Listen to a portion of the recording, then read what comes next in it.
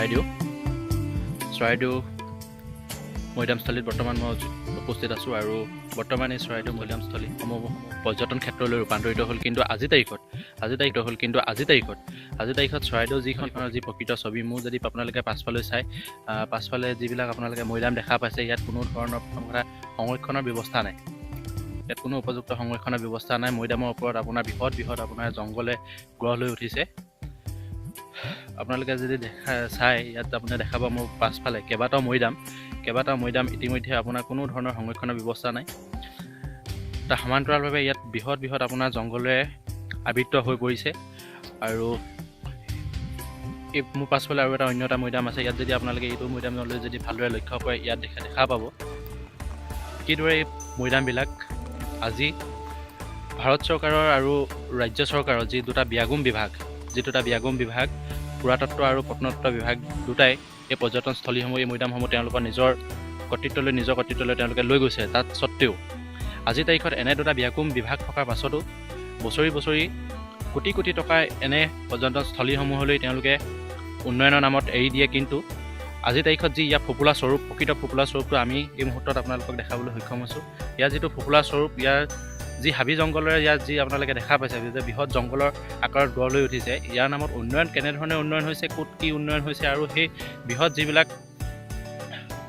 যিবিলাক ফাণ্ডবিলাক তেওঁলোকে মোকলাই দিয়াৰ পাছতো ইয়াত আজিলৈকে কোনো ধৰণৰ উন্নয়ন হোৱা নাই। কেৱল মাত্ৰ উন্নয়ন হৈছে সন্মুখৰ ভাগটো। ইয়াত যদি বিভিন্ন পৰ্যটক বিভিন্ন স্থানৰ পৰা দূৰ দূৰণিৰ পৰা দেশী বিদেশী পৰ্যটকৰ বছৰি সোঁত বয়। বিভিন্নজনে ইয়াত আহি হয়তো দেখিছে, আপোনালোকে তাৰ ভিতৰত হয়তো দেখিছে। ইয়াত যি প্ৰথম মুখটো যি দুৱাৰদলিত আপোনালোকে নিশ্চয় উন্নয়নৰ নমুনাটো আপোনালোকে দেখা পাইছে, হয়তো ফলক লগাই থোৱা হৈছে। আৰু তাৰ সন্মুখত থকা যিবিলাক বাণিজ্যস্থলীবিলাক যিবিলাক আছে দোকান পোহাৰ, সেইবিলাক দেখা মাত্ৰক যে আপোনালোকৰ এটা মনত এটা ভাৱ হ'ব যে চৰাইদেউ আজিৰ তাৰিখত এখন বৃহৎ পৰ্যটনস্থলী ক্ষেত্ৰলৈ ৰূপান্তৰিত হৈছে। কিন্তু আজিৰ তাৰিখত যদি ইয়াৰ আপোনালোকে প্ৰকৃত নমুনাটো চাই, প্ৰকৃত নমুনা এইবিলাকেই যে ইয়াত আপোনালোকে দেখা পাব এই কিনাৰেদি ৰাস্তাটো গৈছে আৰু ইয়াত এটা ৰাস্তা গৈছে মৈদামৰ কাষেদি।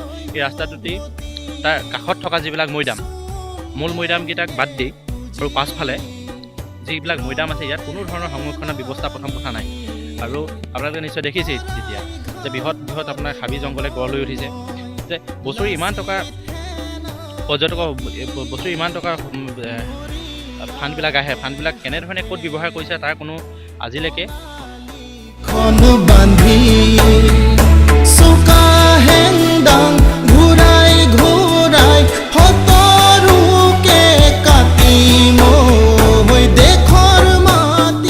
নাই। আৰু যদি উপযুক্তভাৱে ব্যৱহাৰ কৰিছে তেন্তে আজিৰ তাৰিখত এই মৈদামবিলাকৰ এনে এটা পৰিস্থিতিৰ সৃষ্টি হ'বলৈ নাথাকিলে হয়। ইয়াত হাবি জংঘলে গঢ় লৈ উঠিল হয়, চাফ চিকুণ হ'লহেঁতেন, সংৰক্ষণ ব্যৱস্থা থাকিলে হয়।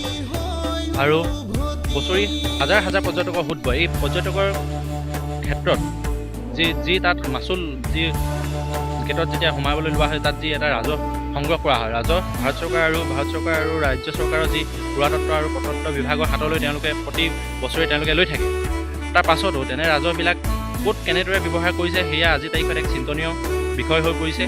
ইয়াৰ যি চৰাইদেউৰ যি প্ৰকৃত ছবিখনে সেই কথাটোক আমাক মনলৈ আনিবলৈ বাধ্য কৰাইছে। আৰু তাৰ উপৰিঞ্চি এই মৈদামসমূহক লৈ আজিৰ তাৰিখত চৰাইদেউ জিলা প্ৰশাসনে আৰু ইয়াৰ মৈদাম উন্নয়ন পৰিষদে যে চৰাইদেউ মহোৎসৱ নামেৰে এটা অনুষ্ঠান পাতি আহিছে।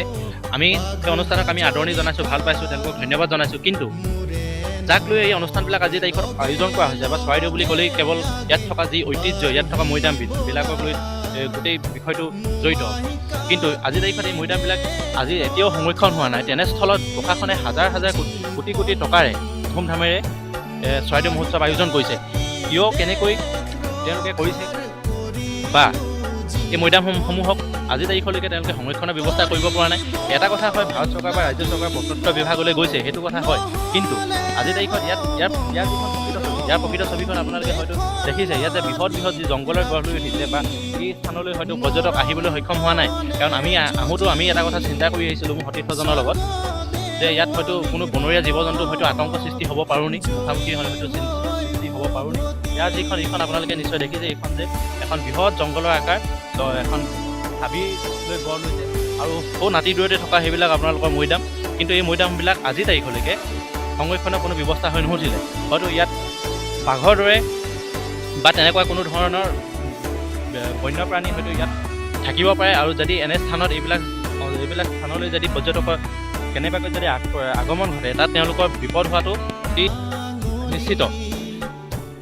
কিন্তু এনে এটা পৰিস্থিতিৰ মাজতো আজিৰ তাৰিখত এই মৈদামবিলাকৰ উপযুক্ত সংৰক্ষণ হোৱা নাই, যি চৰাইদেউক আজিৰ তাৰিখত বিশ্বই গৌৰৱ কৰে, ভাৰতে গৌৰৱ কৰে, অসমে গৌৰৱ কৰে বা পৰ্যটনস্থলীৰ ক্ষেত্ৰত চৰাইদেউ এক নিৰ্দিষ্ট নাম খোদিত হৈ আছে ইতিহাসৰ বুকুত।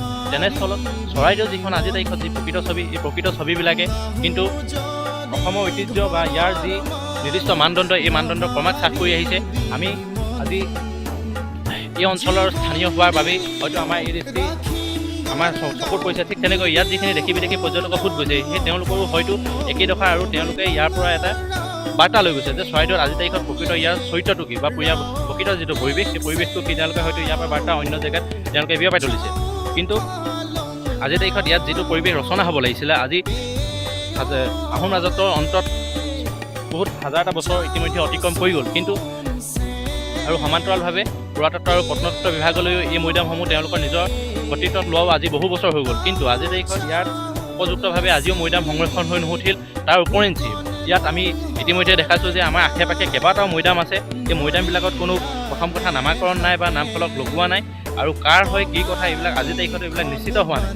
যে ইয়াত কিমানটা মৈদাম আছে হয়তো পুৰাতত্ত্ব বা প্ৰত্নতত্ত্ব বিভাগক যদি প্ৰশ্ন কৰা যায় তেওঁলোকে হয়তো ইয়াৰ নিৰ্দিষ্ট হিচাপবিলাক আজিৰ তাৰিখতো দিব নোৱাৰিব যে চৰাইদেউত প্ৰকৃততে আজিৰ তাৰিখত কেইটা মৈদাম আছে। হয়তো আনুমানিক কিবা এটা তথ্য দিব পাৰে, কিন্তু সেই তথ্য যে প্ৰকৃততে শুদ্ধ, সেই শুদ্ধ তথ্যক আমি হয়তো আজিৰ তাৰিখত আমি মানি ল'ব নোৱাৰিম। কিয়নো ইয়াৰ যিবিলাক মৈদামবিলাক আজিৰ তাৰিখত উপযুক্ত সংৰক্ষণ নাই, ইয়াত কোনো নিৰ্দিষ্ট সীমা নাই বা বাউণ্ডেৰী ব্যৱস্থা আজিলৈকে কৰা নাই। আৰু ইয়াত যি চাফ চিকুণতা যিদৰে বজাই ৰাখিব লাগিছিলে বজাই ৰখা হোৱা নাই। মৈদামবিলাকত বৃহৎ জংঘলেৰে আগুৰি পৰিছে, আৰু কালৰ গৰ্ভত এনে মৈদামসমূহ উপযুক্ত সংৰক্ষণ নোহোৱাৰ বাবে বহুকেইটা মৈদাম মাটিৰ লগত জহি খহি গ'ল। কিন্তু মৈদামবিলাকৰ সংৰক্ষণৰ ব্যৱস্থা কিন্তু উপযুক্ত যেনেদৰে হ'ব লাগিছিলে তেনেদৰে আজিৰ তাৰিখতো হৈ নুঠিল। মোৰ পাছফালে আৰু এটা মৈদাম আমি দেখাইছোঁ, এইটো এটা মৈদাম, ইয়াতো কোনো ধৰণৰ সংৰক্ষণৰ ব্যৱস্থা আজিলৈকে হৈ নুঠিল। ইয়াত প্ৰকাণ্ড গছ আৰু বনৈ লতা তৰুতৃণ ইত্যাদি ভৰপূৰ হৈ পৰিলে। কিন্তু এই মৈদামবিলাক কাৰ আছিলে সেইটোতো বহুত দূৰৰে কথা। ইয়াত মৈদাম হয়নে নহয় হয়তো পুৰাতত্ত্ব বা প্ৰত্নতত্ত্ব বিভাগে আজিৰ তাৰিখত তেওঁলোকে জবাবদিহি হ'ব নোৱাৰিব। বৃহৎ জংঘলেৰে ইয়াত গঢ় লৈ উঠিছে, আৰু আমি আগতেও কৈছোঁ যে ইয়াত হয়তো যিকোনো বনৰীয়া জীৱ জন্তু হয়তো আক্ৰমণৰ লক্ষ্য হৈ পৰিব পাৰে পৰ্যটনলৈ অহা লোকসকল বা ব্যক্তিসকল। তেনে পৰিস্থিতিত কিয়নো আজিৰ তাৰিখত এইবিলাক কথা প্ৰশাসনে তেওঁলোকৰ দৃষ্টিগোচৰ হোৱা নাই বা তেওঁলোকে ল'ব পৰা নাই বিষয়টো।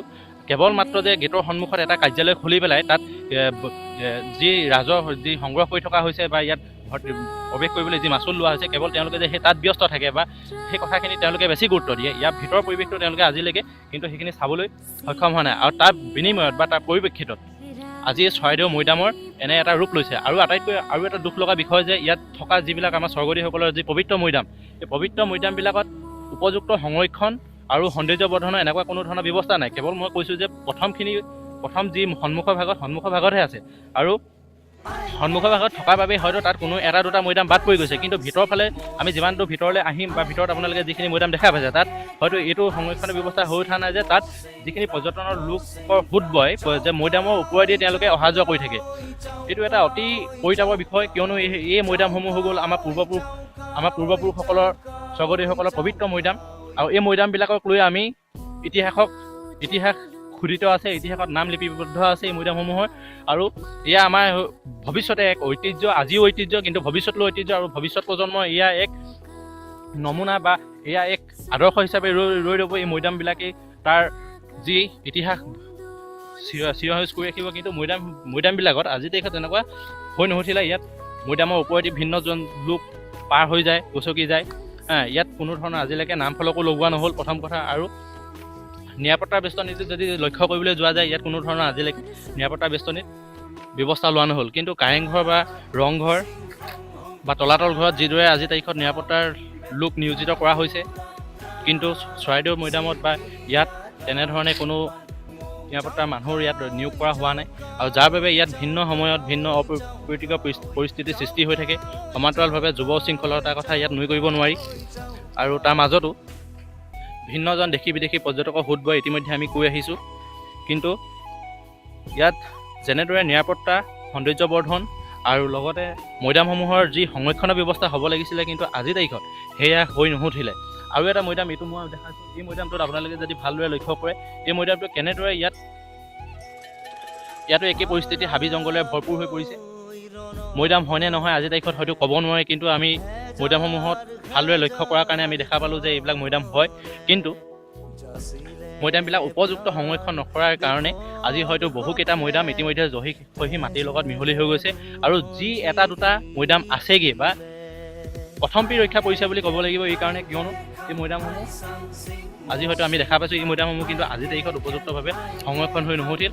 এনেকুৱা হয়তো হাজাৰটা মৈদাম ইতিমধ্যে মাটিৰ লগত জহি চিহ্ন হৈ গ'ল আৰু বুৰঞ্জীত খোদিত থাকিলেও কিন্তু এই মৈদামসমূহ আজিৰ তাৰিখতো উলিয়াবলৈ তেওঁলোকে নিৰ্দিষ্ট নামাকৰণ কৰিবলৈ সক্ষম হোৱা নাই, বা কাৰ মৈদাম আছিলে কি কথা ইত্যাদিখিনি তেওঁলোকে ল'ব পৰা নাই।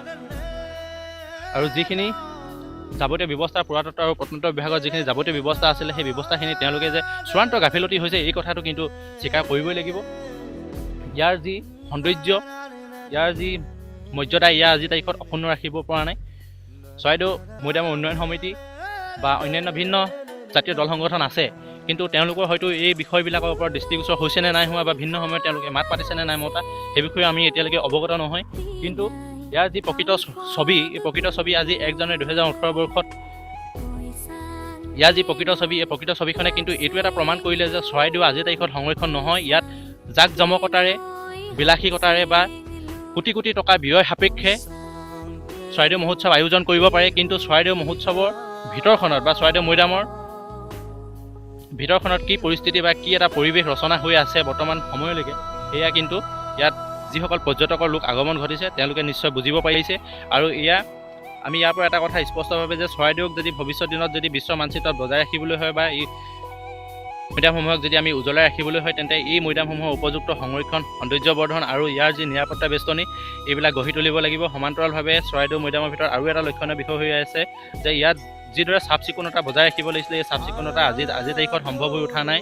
ৰংঘৰ, কাৰেংঘৰ, তলাতল ঘৰ ইত্যাদিৰ তুলনাত চৰাইদেউ বহু দূৰ আমাৰ দৃষ্টিত পাছ পৰি আছে।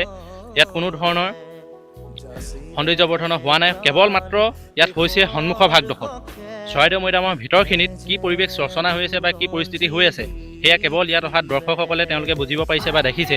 ইয়াত কিন্তু নতুনকৈ কিবা এটা হ'বলগীয়া হোৱা নাই, কিন্তু আজি বছৰ ধৰি ইয়াক লৈ ভিন্নজনে হয়তো দাবী উত্থাপন কৰি আহিছিলে, কিন্তু সেই দাবীসমূহ কেনেদৰে পূৰণ কৰিছে বা কিদৰে পূৰণ কৰিবলৈ চৰকাৰে বা ভিন্ন বিভাগসমূহ ইয়াত দায়িত্ব নিয়োগ কৰা হৈছে, তেওঁলোকে কেনেদৰে কি ব্যৱস্থা লৈছে সেয়াও নিশ্চিত হোৱা নাই। কাৰণ ইয়াৰ চৰিত্ৰ বা ইয়াৰ ছবি আজিৰ তাৰিখত বহু নিম্নগামী হৈ আছে।